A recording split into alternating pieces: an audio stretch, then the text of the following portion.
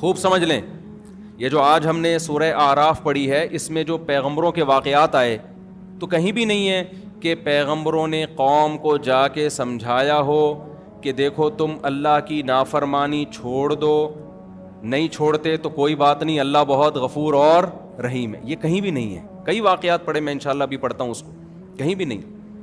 ہر پیغمبر نے کہا انی اخاف علیکم عذاب یوم عظیم. تم نے گناہ نہیں چھوڑا، ہمیں ڈر ہے کہ بہت بڑا عذاب نہ تمہارے اوپر آ جائے. لوط علیہ السلام کی قوم کا واقعہ بھی آیا آج کہ تم ایسے جرم کرتے ہو، تم لڑکوں سے بدفعلی کرتے ہو، ہمیں ڈر ہے، مجھے ڈر ہے کہ اللہ تم پر آسمان سے کوئی عذاب نازل نہ کر دے. تو قوم نے کیا جواب میں کہا ہے؟ قوم نے جواب میں کیا کہا کہ بھئی لے آؤ اللہ کا عذاب. وہ کہہ رہے ہیں توبہ استغفار کرو، چھوڑو اس جرم کو، عذاب آئے گا. قوم جواب میں کیا کہہ رہی ہے کہ بھئی آپ بہت پاک دامن ہو، آپ علاقہ چھوڑ کے چلے جاؤ. تو جواب میں لوط علیہ السلام نے یہ نہیں کہا کہ نہیں عذاب نہیں آئے گا، اللہ کیا ہے، بہت غفور اور رحیم ہے. ہمارے ساتھ مسئلہ یہ ہے کہ جو چیز جہاں کی ہوتی ہے ہم وہاں نہیں فٹ کر رہے ہوتے اس کو. دیکھو یہ رمضان ہے نا، اس میں پکا عزم کرو. قرآن الحمد سے لے کے والناس تک ایک ہی بات کرتا ہے، اپنا عقیدہ درست کر لو اور اپنا عمل درست کر لو اور اللہ کی طرف آ جاؤ. یہ عبادتیں ہمیں کیوں دی گئی ہیں؟ روزہ ہمیں کیوں دیا گیا؟ تراویح کیوں دی گئی ہے؟ تاکہ ہمارے دل میں اللہ کی محبت پیدا ہو جائے اور ہم اللہ کی نافرمانی کو چھوڑ دیں. جتنی ڈسکشن پیغمبروں کی قوموں کے ساتھ ہوئی ہے وہ ساری آج کے حالات پہ منطبق ہوتی ہے. وہ سمجھا رہے ہیں گناہ چھوڑو، گناہ چھوڑو، گناہ چھوڑو ورنہ عذاب آئے گا، عذاب آئے گا، عذاب آئے گا. اور آج آپ دیکھو جب کسی سے بات کرو گناہ چھوڑو عذاب آئے گا، وہ کہے گا بھئی اللہ غفور رحیم ہے، اللہ معاف کرنے والا ہے، تو کون ہوتا ہے؟ فوراً جواب میں کیا کہے گا؟ تو کون ہوتا ہے بھائی بات کرنے والا؟ اللہ ہے، میں جانوں، اللہ جانے، تو کون ہوتا ہے؟ بہت خطرناک جملہ ہے، بہت ڈینجرس جملہ ہے. ڈرنا چاہیے ایسے موقع پہ. تو اللہ نے جو کہا نا کہ میں غفور الرحیم ہوں، کن لوگوں کے لیے کہا؟ وَمَن يَعْمَلْ سُوءًا أَوْ يَظْلِمْ نَفْسَهُ. قرآن کہتا ہے جو بھی گناہ کر بیٹھے گا یا اور کسی طرح سے اپنی جان پہ ظلم کر بیٹھے گا، ثُمَّ يَسْتَغْفِرِ اللَّهَ. اب اس کو خیال آ گیا کہ میں نے غلط کیا ہے. اب اس کو خیال ہو گیا، کیا ہوا؟ بولے نا میں نے غلط کیا، مجھ سے مسٹیک ہو گئی ہے. بھائی یہ تو اس کی سزا کیا ہے؟ جہنم کی آگ. یہ خیال نہیں ہے کہ کوئی بات نہیں، اللہ تو غفور رحیم ہے، چلو یار چلتا ہے، ابھی تھوڑا ڈیلے کر دیتے ہیں، ابھی تو جوان ہے، جب بڑھاپے میں تو ویسے ہی سب کچھ چھوٹ جاتا ہے. جب منہ میں دانت ہی نہیں رہیں گے تو سود چھوڑ دیں گے کھانے کے لیے منہ میں دانت؟ ارے سود کھانے کے لیے بھی تو منہ میں دانت ہونے چاہیے نا، حرام کھانے کے لیے منہ میں دانت ہونے چاہیے. تو جب بوڑھے ہو جائیں گے تو منہ میں دانت رہیں گے ہی نہیں، تو توبہ کر لیں گے ہم. تو یہ نہیں ہے. قرآن کیا کہتا ہے؟ وَمَن يَعْمَلْ سُوءًا أَوْ يَظْلِمْ نَفْسَهُ. جس نے بھی اپنی جان پہ ظلم کیا، ثُمَّ يَسْتَغْفِرِ اللَّهُ. پھر اس کو خیال ہو گیا یار یہ میں غلط ٹریک پہ جا رہا ہوں. زنا کا راستہ صحیح راستہ ہے یا غلط راستہ ہے؟ بتاؤ. شراب کا راستہ صحیح راستہ ہے یا غلط راستہ ہے؟ داڑھی کٹانے کا راستہ صحیح ہے یا داڑھی رکھنے کا راستہ صحیح ہے؟ ذرا بول دیں منہ سے کائنڈلی. رکھنے کا، یہ اللہ کے نبی کا حکم ہے بھائی. ماں باپ کی نافرمانی، ان کے سامنے بد کلامی کا راستہ صحیح ہے یا ماں باپ کے سامنے سر جھکانا، ان کے سامنے اف نہ کرنا، یہ راستہ صحیح ہے؟ ان کی فرما برداری والا راستہ صحیح. عورت کا اپنے شوہر کی نافرمانی والا راستہ کہ میرے وہی رائٹ ہیں جو آپ کے، آپ کون ہوتے ہو مجھ پر اونچی آواز سے بات کرنے والے، میں کیوں مانوں، میری اپنی لائف، آپ کی اپنی لائف، یہ والا راستہ صحیح ہے؟ یا عورت کہے کہ آپ میرے شوہر ہیں، میرے سر کے تاج ہیں، میں آپ کے ماتحت ہوں، میں آپ کی فرما برداری میں عزت اور فخر محسوس کرتی ہوں، یہ والا صحیح ہے؟ بتاؤ نا. خواتین جو بیان سن رہی ہیں کائنڈلی وہ بھی بولیں منہ سے. یورپ جو ہمیں راستہ سکھا رہا ہے، جو لبرل لوگ ہمیں راستہ سکھا رہے ہیں، وہ مرد اور عورت کی مساوات کا، بغاوت کا راستہ. ابھی میں سعودی عرب میں تھا، ایک صاحب نے مجھے واقعہ سنایا کہ میری بیگم نے مجھے کہا کہ مجھے جاب کرنی ہے. میں نے کہا تمہیں ضرورت کیا ہے بھائی جاب کرنے کی، سارے خرچے میں اٹھا رہا ہوں، کوئی کمی ہو تو بتاؤ. اس نے کہا نہیں، میری پرسنل لائف، انگلش تو اب سب کو آ گئی ہے، میری پرسنل لائف ہے، آپ کون ہوتے ہو مجھے روکنے والے؟ کہہ رہے ہم نے کہا بھائی میں نہیں، آپ کو کہیں جانا ہے تو بتائیے، کیا ضرورت, کس چیز کی ضرورت ہے؟ نہیں جی بس مجھے یہی ہے کہ میں نے جاب کرنی ہے, میں اس گھٹن کے ماحول میں نہیں رہ سکتی. گھر کے ماحول کو کیا کہا جانے لگا ہے؟ گھٹن کا ماحول. گھٹن گھر میں نہیں ہوتی, جیل میں ہوتی ہے. گھر جیل نہیں ہے. دیکھو قرآن میں اللہ نے عورت جو پاک دامن عورتیں ہیں ان کے لیے محصنات کا لفظ استعمال کیا, مقیدات کا لفظ استعمال نہیں کیا. بہت اہم پوائنٹ کی بات ہے نوٹ کرنے کی. یہ آج پہلا بیان ہے نا, اس کو تمہیز سمجھیں آپ آگے کے بیانات کی. پہلا ہی سمجھ میں نہیں آئے گا تو آگے کچھ نہیں سمجھ میں نہیں آئے گا. پہلا سمجھ میں آئے گا تو آپ کو پتا ہے کہ میں نے کس ٹریک پہ چلنا ہے, آگے قرآن سے میں نے کیا سیکھنا ہے.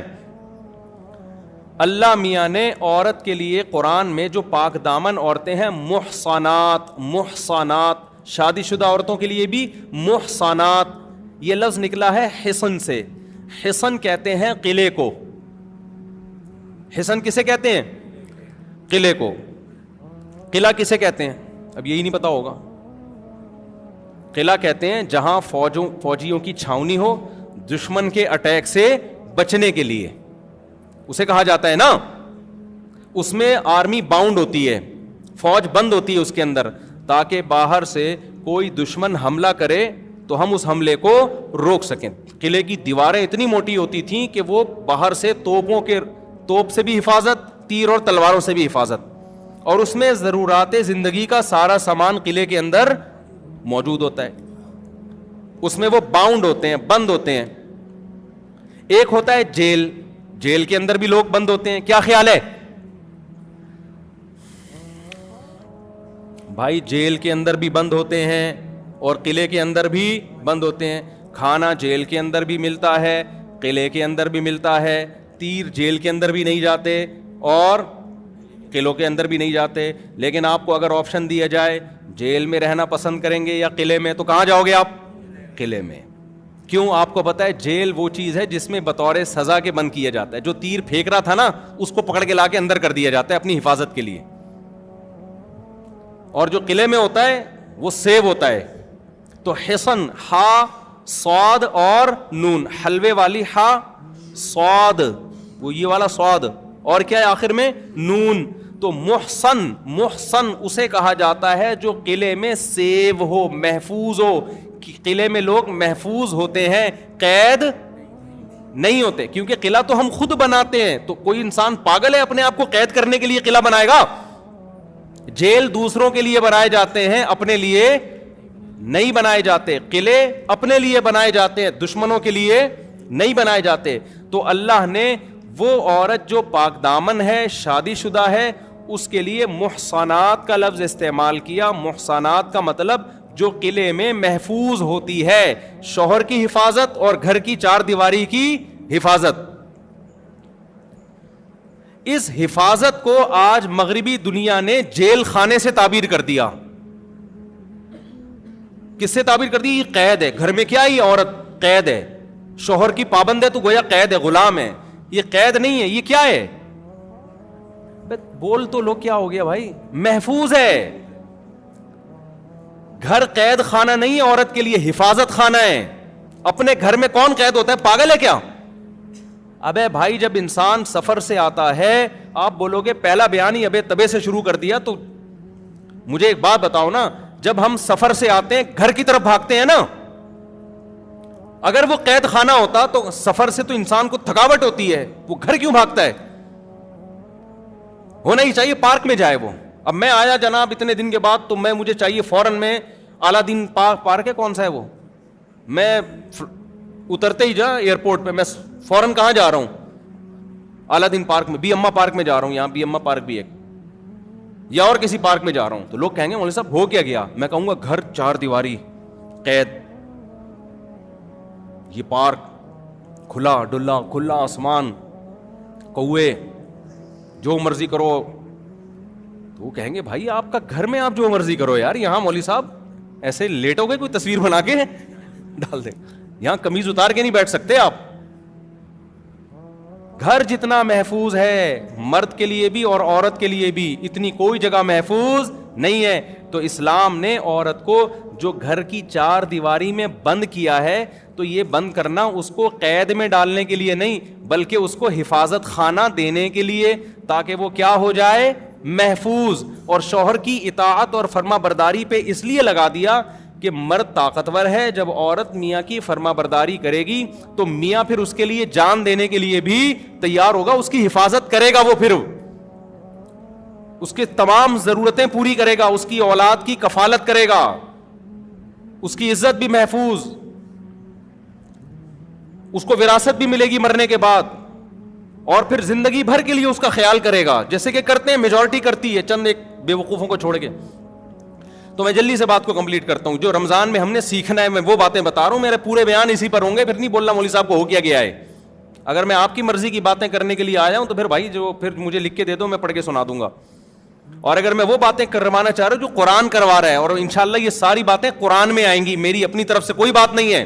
تو یہاں جو خواتین تراویح پڑھنے آ رہی ہیں, یہاں جو آدمی پڑھنے کے لیے آ رہے ہیں, وہ سب یہ دماغ میں رکھیں کہ یہ میں اپنا کوئی فرقہ نہیں لانچ کیا, میں اپنی کوئی بات نہیں کروں گا, یہ ساری باتیں کس کی ہوں گی؟ قرآن کی. تو اللہ نے عورت کے لیے محصنات کا لفظ استعمال کیا. یہ محصنات کا لفظ محفوظ عورتیں, یہ کون ہوتی ہیں؟ جن کے میاں ہوتے ہیں وہ میاں کی اطاعت کرتی ہیں اور میاں کی مرضی کے بغیر گھر کی چار دیواری سے باہر بولو نہیں نکلتی. تو وہ میں بتا رہا تھا, انہوں نے کہا میری بیگم نے کہا جاب کرنی ہے, ایکچولی جاب یہ وہ میں قید نہیں رہ سکتی. انہوں نے کہا پھر مجبور ہو گئے. پھر جاب کے بعد کیا ہوتا ہے, پھر وہ گھر ٹوٹتے ہیں. پھر جب شوہر دیکھتے ہیں میری کوئی بات ہی نہیں مان رہی تو پھر وہ خرچہ کرنا شروع, بھائی تم جاب کر رہی ہو تم خود کھاؤ. کہتی ہیں ٹھیک ہے میں انڈیپینڈنٹ, مجھے اتنی تنخواہ مل رہی ہے, مجھے کیا ضرورت ہے. پھر جب کیا ہوا تو پھر بچے باپ سے محروم ہو جاتے ہیں, بچے ڈیوائڈ ہو جاتے ہیں. بالآخر پھر وہی نتیجہ نکلتا ہے. جوانی میں ایسی خواتین لائف کو انجوائے کرتی ہیں, اور جہاں جوانی ڈھلکنا شروع ہوئی انجوائمنٹ گئی. اب تو خود ہی بھیج دیا کرو نا جہاں بھیجتا ہوں میں, وہ ساری انجوائمنٹ کہاں گئی؟ تیل لینے. وہ سب مزے کیا ہو گئے؟ کرکرے. اور مرد کے دل میں بھی پھر اس عورت کی محبت ختم ہو گئی تھی. جب میرے ساتھ وفا نہیں کر رہی ہے تو ٹائم پاس کرو, وہ بھی ٹیشو پیپر کی طرح. مرد کے بڑے مزے ہو جاتے ہیں, میں بتا دوں. خواتین سمجھتی ہیں میاں کو چھوڑ کے جائیں گی تو میاں ٹینشن میں آئے گا. وہ غیرت مند لوگ تھوڑے دن کے لیے ٹینشن میں آتے ہیں, پھر وہ بھی بے غیرت بن جاتے ہیں. وہ کہتے ہیں یار جب سوسائٹی یہی چل رہی ہے پھر انجوائے کرو نا, پھر ٹینشن لینے کی ضرورت کیا ہے. تو مرد کی انجوائمنٹ تو بہت زیادہ بڑھ جائے گی, وہ تو کوئی باؤنڈ ہی نہیں ہوگا نا, حقوق کا پابند ہی نہیں ہوگا, وہ تو لائف کو انجوائے کرے گا. تو پھر نتیجہ کیا نکلے گا کہ بڑھاپے میں مزے کون اڑائے گا؟ کتوں کے مزے ہوں گے بڑھاپے میں. حقیقت بتا رہا ہوں آپ کو. بڑھاپے میں آپ, کیونکہ بچے بھی پھر نہیں ہوتے طلاقوں کے بعد, بچے ایک آدھ ہوئے, وہ بڑے ہو گئے, وہ بھی مارکیٹ سے شارٹ, وہ پھر وہ اپنا انجوائے کر رہے ہیں. وہ اپنی اماں کو کہے گی بیٹی کہ اماں جب تو میرے ابا کی پابند نہیں ہے تو میں تیری پابند کس خوشی میں بھی لائف کو کیا کروں گی. یار تم لوگ پتہ نہیں کیا ہو گیا آج تم لوگوں کو, تو بول دو منہ سے نا. دیکھو جب بیگم صاحبہ شوہر کی پابند نہیں, اب جو ہے نا پوری دنیا اس طرف جا رہی ہے, اس لیے میں ان ٹاپک پہ اتنا زیادہ چیختا ہوں. لوگ کہتے ہیں اتنا کیوں چیخ رہے ہو اس ٹاپک پر؟ پوری دنیا جا ادھر کو رہی ہے. نماز چلتی رہے گی, زکاتیں بھی نکلتی رہیں گی, رمضان کے روزے بھی چلیں گے, لیکن ہمارا فیملی سسٹم کیا ہو جائے گا؟ برباد, تباہی. عرب بھی اسی طرف جا رہے ہیں, اب عجم بھی اسی طرف جا رہے ہیں. اس کو روکنا ہے, ہم نے بند باندھنا ہے اس کے آگے. اس کے میں سائڈ افیکٹ بتا رہا ہوں آپ کو. تو پھر کیا ہوگا؟ اماں نے جب ابا کو چھوڑا, بچوں کے ابا کو, تو پھر بیٹیاں کیا کہیں گی؟ اماں جب آپ ہمارے ابا کی نہیں ہو تو ہم بھی کس کے نہیں ہیں؟ آپ کے نہیں ہو. تو پھر بڑا چھوٹا تھوڑی ہوتا ہے کوئی, پھر تو انڈیپینڈنٹ ہے نا. تو میں جا رہی ہوں, اپنی گرل فرینڈ میرا آیا ہوا ہے گاڑی لے کے, اماں ٹاٹا. ماں کہے گی بیٹا مجھ سے پوچھ تو صحیح. وہ کہے گی اماں آپ نے ابا سے پوچھا تھا؟ نہیں یاری بات سمجھ میں, بولو نا. اگر یہ وفا کر لیتی نا اپنے میاں کے ساتھ, آج اس کے دفاع میں کون کھڑا ہوتا؟ باپ کھڑا ہوتا. مرد ویسے بھی پاورفل ہے, وہ کھڑا ہوتا, وہ نہیں جانے دیتا. خیر بہرحال وہ جائے گی, پھر آگے اس کا بھی یہی حشر ہوگا. تو بڑھاپے میں پھر کوئی کسی کا نہیں ہوگا, کیونکہ جب آپ جوانی میں وفا کرتے ہیں تو بڑھاپے میں وفا ملتی ہے. جوانی میں بے وفائی تو بڑھاپے میں بھی کیا؟ بے وفائی. پھر بڑھاپے میں جب 40-45 سال, بڑھاپا یہ نہیں کہ 80 سال والا بڑھاپا, تھوڑے دن ہوتے ہیں جوانی کے ڈھلکنے کے. اس کے بعد نہ وہ طاقت رہتی ہے جاب کرنے کی. پھر وہ کمپنیاں بھی کہتی ہیں اب یہ کھانستا زیادہ ہے, کام کم کرتا ہے. ٹھیک ہے نا, یہ کھانسی اس کو زیادہ آ رہی ہے, کام کیا ہو رہا ہے؟ کم ہو رہا ہے. تو وہ بینیفٹس بھی آہستہ آہستہ کم. اس کے بعد آپ کے پاس پیسہ بہرحال, وہ بھی چند لوگوں کے پاس, سب کے پاس تو پیسہ بھی نہیں ہوتا, باقی تو روڈوں پہ رول رہے ہوتے ہیں, لیکن چند کروڑ پتی ہوتے ہیں. پھر وہ کہتے ہیں اتنا پیسہ آ گیا, بچے تو ہیں ہی نہیں, داماد بھی نہیں ہیں, پوتے بھی نہیں ہیں, نواسے بھی نہیں ہیں, یہ تراویاں چل رہی ہیں ہماری, کچھ بھی نہیں ہے, اب ہم کریں گے کیا کریں گے. تو پھر مزے کس کے ہوتے ہیں آخر عمر میں؟ کتوں کے. پھر وہ خاندانی سا کتا خریدتے ہیں, وہ کہتے ہیں بچوں نے تو وفا نہیں کی, بیوی میری بھی وفا نہیں کی, عورت کہتی ہے شوہر نے وفا نہیں کی. وفادار ایک ہی مخلوق ہے جس کو وفا سکھانی نہیں پڑتی, اور اٹ از کالڈ کتا. وہ قدرت نے اس میں وفا کے سافٹ ویئر انسٹال کر دیے, کیونکہ انہوں نے تو وفا کی نہیں. کتے کو دیکھتے ہیں کہ یار بچے کو کھانا کھلایا تھا ہم نے بچپن میں, اسکول کی فیسیں بھری تھی, اس کی گرل فرینڈ ملی ٹاٹا کر کے چلا گیا. بیٹی کو ہم نے کھلا پلا کے جوان کیا, خوب پڑھایا لکھایا, محبتیں دی, بچپن میں پارکوں میں لے کے گئے, جھولوں میں گھمایا, پیمپر کا خرچہ, اس تعلیم کا خرچہ, بچی کی شادی کی ٹینشن, برین ہیمریج سے ابا مر گئے یا مرتے مرتے بچ گئے, یہ بڑی ٹینشنیں اٹھائیں. لیکن جناب آج تو وہی یہ ٹاٹا کر کے نکل جاتی ہے, صحیح ہے نا. تو انہوں نے دیکھا ہم نے کتے پہ ان انسانوں پہ اتنا خرچ کیا, رپلائی اس کا جو رسپانس تھا کچھ بھی نہیں تھا, اس کا آؤٹ پٹ کچھ بھی نہیں تھا. کتے کو ایک نوالا تو وہ لیٹ جائے گا آ کے, وہ کلابازیاں کھانا شروع کر دے گا, ایسا چاٹنا شروع کرے گا, آپ کہو گے یار کتا کیا ہے, بہترین مخلوق ہے. پتہ نہیں یہ مولوی لوگ کتوں کے اتنا خلاف کیوں ہیں. لہذا مزے کس کے ہوں گے آخر عمر میں؟ کتوں کے مزے ہوں گے. ان کو کھلایا جائے گا. ایک بڈھے نے بھی کتا پالا ہوا ہوگا, ایک بڑھیا نے بھی کیا پالا ہوا ہوگا, کتا. پھر وہ کتا بیٹھ کے باتیں بھی کرے گا ان سے, دم بھی ہلائے گا, پھر وہ اس کو لے کے گلیوں میں گھومیں گے بھی. آپ کو پتہ ہے کتے کو لے کے گھومنا آسان نہیں ہے. میں نے بہت لوگ دیکھے جو کتوں کو لے کے گھوم رہے ہوتے ہیں, وہ کہہ تو رہے ہوتے ہیں کتے کو ہم لے کے گھوم رہے ہیں, لیکن اصل میں کتا ان کو لے کے گھوم رہا ہوتا ہے. کیونکہ جب آپ گائے بکری ہے نا, یہ پل جاتے ہیں, یہ آرام جہاں جہاں بولو گے جائیں گے. کتے میں یہ ہوتا ہے کہ جب آپ اس کی رسی پکڑتے ہو نا, وہ کبھی ادھر جا رہا ہے کبھی ادھر, ایسے کھینچ رہے ہوتے ہیں, ٹینشن. بہت سے لوگ میں نے دیکھے ہیں یورپ میں بھی اور ایسے ماڈرن لوگوں میں نا, کہ کتوں کو واکنگ پہ لے کے نکلتے ہیں. میں کہتا ہوں یار یہ تو کتا تمہیں لے کے نکلا ہوا ہے, وہ کتا قابو میں نہیں آتا ہے. آپ تمیز سے واکنگ نہیں کر سکتے ہو, حقیقت بتا رہا ہوں, جا کے دیکھ لو. کبھی ادھر جا رہا ہے کبھی ادھر جا رہا ہے, کبھی ادھر پکڑ کے کھینچ رہے ہیں, کبھی ادھر سے پکڑ کے کھینچ رہے ہیں. تو ٹینشن تو ساری تمہاری, یہ کیسی واکنگ ہو رہی ہے یار. تو یہ نیچر سے بغاوت کے نتائج دیکھ رہے ہو, نہیں دیکھ رہے نا, کر لو جو کرنا ہے کر لو, آپ اپنی منمانی زندگی گزارو. خدا کی قسم اسلام پہ آ جاؤ. مجھے اتنا, یہ جب قرآن رمضان میں تو قرآن زیادہ سننے کا پڑھنے کا موقع ملتا ہے, اتنا خوشی ہوتی ہے خدا کی قسم اتنی, یا اللہ تو نے ہمیں کیسی کتاب دے دی, کتنی پیاری کتاب دے دی. ایسے 2 اور 2 4 کی طرح اس نے ہمارے لیے زندگی متعین کر دی. ایسے چلنا ہے, ایسے نہیں چلنا جیسے لوگ کہہ رہے ہیں. کتنا فائدہ, ذہنی سکون بھی. دیکھو گناہ ایک ایسی چیز ہے, برائی ایک ایسی چیز ہے. میں پہلے وہ ٹاپک کمپلیٹ کر لوں. تو صحیح راستہ اور غلط راستہ, تو عورت کے لیے کیا ہے, شوہر کی نافرمانی والا راستہ یا